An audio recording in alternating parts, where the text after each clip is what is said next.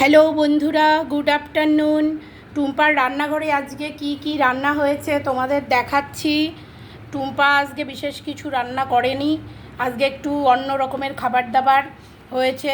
আলু সেদ্ধ, মাছ ভাজা, দিয়েছি একটুখানি ঘি, মুসুর ডাল পেঁয়াজ দিয়ে লঙ্কা দিয়ে আর রসুন দিয়ে সেদ্ধ, আর রুই মাছ, সজনে ডাঁটা, আলু বেগুন দিয়ে ঝোল। এইটুকুই রান্না করেছি, আজকে বিশেষ কিছু খেতে ইচ্ছা করছে না। তার সাথে শসা আর জলপাইয়ের আচার। ঠিক আছে বন্ধুরা, এই দিয়ে দ্বিতীয় দিন হলো সজনা ডাঁটা দেওয়া। এরপরে সজনা ডাঁটা পাতে থাকলে তখন আমার বাড়িতেই সজনা ডাঁটা নিয়েই রামায়ণ মহাভারত শুরু হয়ে যাবে আর কি। সজনা ডাঁটা চিবিয়ে চিবিয়ে খাওয়া তোমার দাদার একদমই নাপসন্দ। আর আমারও ইচ্ছা করে না, অত সময় নেই। যাই হোক,